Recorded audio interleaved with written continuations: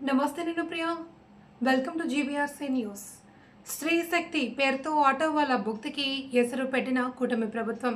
స్త్రీ శక్తి పేరుతో కూటమి ప్రభుత్వం ఆటో వాళ్ళ భుక్తికి ఎసరు పెట్టింది అని రామచంద్రపురం నియోజకవర్గ వ్యాప్తంగా ఉన్న ఆటో వాలాలు ఆటో సంఘాలు సిఐటియు ఆధ్వర్యంలో భారీ ఎత్తున నిరసన ప్రదర్శన చేశారు. ఆర్టీసీ డిపో నుండి ఆర్టీఓ కార్యాలయం వరకు పాదయాత్రగా వెళ్లి వినతిపత్రం అందించారు. మహిళలకు ఉచిత బస్సుకి మేము వ్యతిరేకం కాదని, కాకపోతే దానివల్ల మాకు రోజువారీ భృతి లేకుండా పోయిందన్నారు. ప్రభుత్వం తమకు బతుకుతెరువు కల్పించాలి అంటూ వారు వేడుకున్నారు. కుటుంబ పోషణ నిమిత్తం ఆటో వాళ్ళకు ఏడాదికి 30,000 రూపాయలు ఇవ్వాలి అని వారు డిమాండ్ చేశారు. అలాగే ప్రభుత్వం కొత్త ఆటోలను ఇచ్చి ఆటో వాళ్ళ బతుకు బాగు చేయాలి అని కోరారు. ఈ కార్యక్రమంలో సిఐటియు నాయకులు నూకల బలరాం, అంగన్వాడీ జిల్లా నాయకురాలు ఎం దుర్గా, రామచంద్రపురం పట్టణ ఆటో యూనియన్ అధ్యక్షులు ఆకుమర్తి సూరిబాబు, వివిధ ఆటో యూనియన్లు సభ్యులు పాల్గొన్నారు.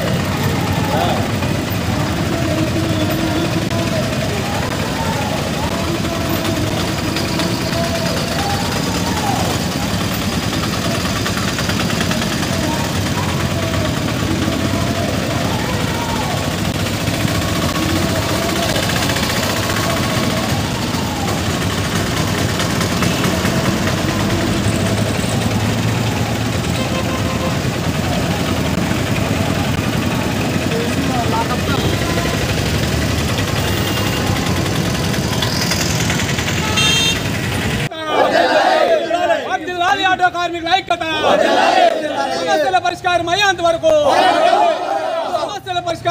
వరకు ప్రతి ఆటో డ్రైవర్కి ఏడాదికి 30,000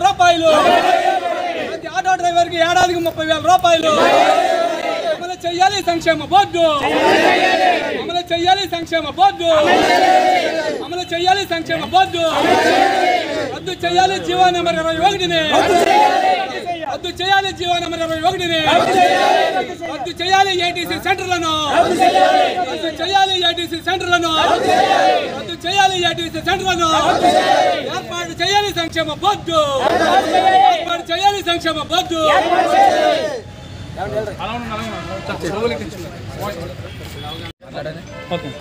అందరికీ నమస్కారం అండి. రామచంద్రపురం, కోనసీమ జిల్లా రామచంద్రపురం టౌన్ సెక్రటరీగా పనిచేస్తున్నామండి మేము. అయితే ప్రభుత్వం ఏదైతే ఫ్రీ బస్సు పథకం ఇచ్చిందో ఆ పథకం ద్వారా వేలాది మంది ఆటో కార్మికులు జీవనోపాధి కోల్పోయి రోడ్డు మీద పడ్డాము. అయితే ప్రభుత్వం గత తీసుకున్న నిర్ణయాలు ఏదైతే ఉన్నాయో సూపర్ 6లో భాగంగా ఆ రోజు చంద్రబాబు నాయుడు గారు, పవన్ కళ్యాణ్ గారు, అలాగే చాలామంది నాయకులు ఆటో వాళ్ళని ఆదుకోవాలని మనస్ఫూర్తిగా వారు ముందుకొచ్చారు. ఎన్నికల్లో చేసిన వాగ్దానంగానే మిగిలిపోయింది.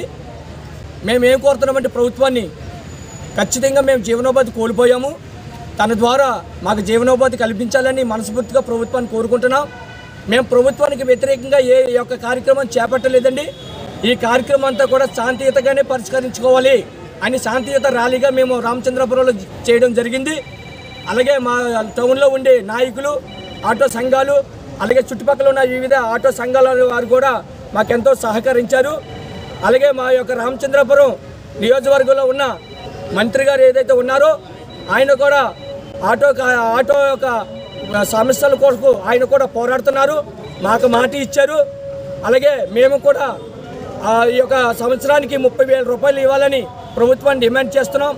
అలాగే కొన్ని మాకు వ్యతిరేకంగా చట్టాలు కొన్ని అయితే పెట్టారు. అలాగే 21G1 రద్దు చేయాలని మనస్ఫూర్తిగా కోరుకుంటున్నాం. అలాగే ఏటీసీ సెంటర్లు రద్దు చేయాలని కోరుకుంటున్నాం. అలాగే ప్రభుత్వమే సబ్సిడీల ద్వారా ప్రభుత్వాలు మా యొక్క ఆటో వాళ్ళకి ఆటోలు ఇవ్వాలని కోరుకుంటున్నాం. నిన్నటి వరకు అయితే ప్రైవేట్ ఫైనాన్షియల్ ద్వారా మేము ఇప్పటివరకు నష్టపోతూ ఉన్నాం. అలాగే ఎలాగో అప్పులు చేసి కుటుంబాన్ని వెలబుచ్చుకుంటుంటే ఈ తరుణంలో ప్రభుత్వం ఫ్రీ పథకం పెట్టింది. దాని ద్వారా రాష్ట్ర వ్యాప్తంగా అనేక మంది లక్షల ఆటో డ్రైవర్లు ఉపాధి కోల్పోయి రోడ్ల మీద పడ్డారు. కాబట్టి ప్రభుత్వమే మాకు ఈ యొక్క ఆటో వాళ్ళందరికీ కూడా న్యాయం చేయాలని మనస్ఫూర్తిగా కోరుకుంటూ సెలవు తీసుకుంటున్నానండి. All India road transport workers federation all India council member నేను. ఈరోజు డాక్టర్ బిఆర్ అంబేద్కర్ కోనసీమ జిల్లా రామచంద్రాపురంలో భారీ ర్యాలీ ఆటో వర్కర్లతో. కారణం ఏంటంటే ఈ రోజున ఫ్రీ బస్సు పెట్టారు. దానివల్ల దానికి మేము ఎట్టి పరిస్థితుల్లో కూడా వ్యతిరేకం కాదు మేము. కాకపోతే అదే సమయంలో మా ఆటో వర్కర్స్ అందరూ కూడా రోడ్డున పడ్డారు. తినడానికి తిండి లేదు. ఈ రోజున కుటుంబాలన్నీ కూడా రోడ్డున పడ్డాయి. పిల్లల్ని ఉన్నత చదువులు చదివించుకుందామని స్కూల్లో జాయిన్ చేయడం జరిగింది. కానీ ఈ రోజున ఈ విధంగా రోజుకు 100-200 కూడా తోలుకునే పరిస్థితి ఉంది. మా పిల్లల్ని ఏ విధంగా చదివించుకోవాలి? అందుకనే మేము ప్రభుత్వాన్ని నివేదించుకుంటున్నాం.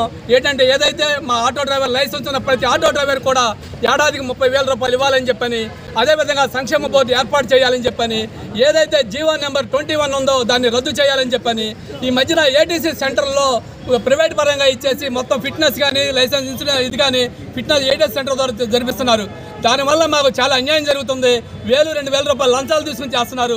కాబట్టి ఏదైతే ఆర్టీఓ ఆఫీసులు ఉన్నాయో ఆర్టీఓ ఆఫీసుల ద్వారానే మా యొక్క ఫిట్నెస్ చేయాలని చెప్పి మేము డిమాండ్ చేస్తున్నాం.